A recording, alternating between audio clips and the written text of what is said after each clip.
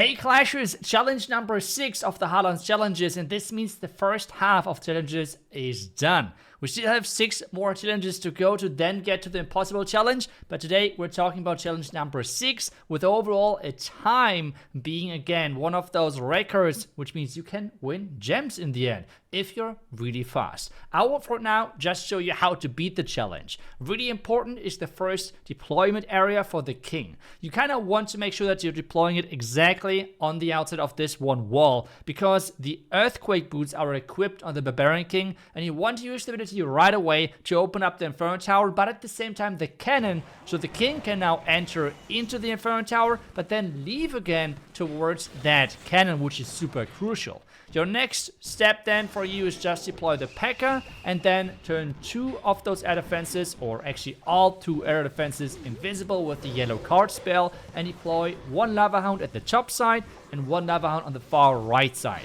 With that, you're pretty much covering the entire base. Now, don't worry, you don't have to count or anything to make sure that you get the timings right with the yellow card spell. No, instead, you always take a look at the lava hounds, because otherwise you don't have much to do, right? And whenever a lava hound is done with the building, with the defense, then you have to redeploy one of those yellow card spells to make sure that you're turning the next air defense invisible. For us, the P.E.K.K.A. did 1, I turned the other air defense invisible, and this means, yet again, I have to turn invisible because one of my lava hounds was about to retarget onto that air defense. And this is the only timing you have to worry about. At this point, it's just chill. But as soon as one of those lava hounds then is actually getting to the second half of the base, you do want to keep that air defense up. You do not want to turn that invisible, because you want to have one of the hounds, really important, not both, but one of the lava hounds, fly towards the air defense and trigger all red mines. Because you're going to finish on that single inferno tower, and you want to trigger all of the red mines so the second lava hound and the lava pups can actually clear out that single inferno tower.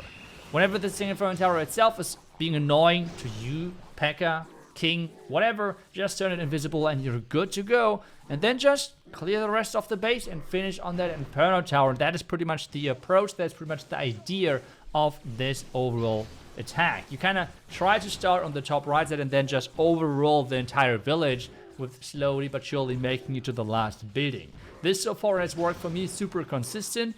I don't think it's going to be one of the fastest attacks. I'm really looking forward to see what people can find, and I don't know how they use the yellow card spells and stuff like that. But overall, really interesting setup with this maze style challenge, which, well, sometimes has its tricks up its sleeves. But now you can see it already. We are about to finish this challenge with just the haste spell on the single inferno tower. And we're good to go, because all of the red mines have been already triggered from our first hound, and this means the second hound with the lava pups can now easily clear the last inferno tower, and that's GG. I hope I was able to show you perfectly how you can beat the challenge, finish the challenge, get the 3 stars. And well, as always, thank you so much for watching. I will see you guys back tomorrow with the next video. Until then, see ya and bye bye.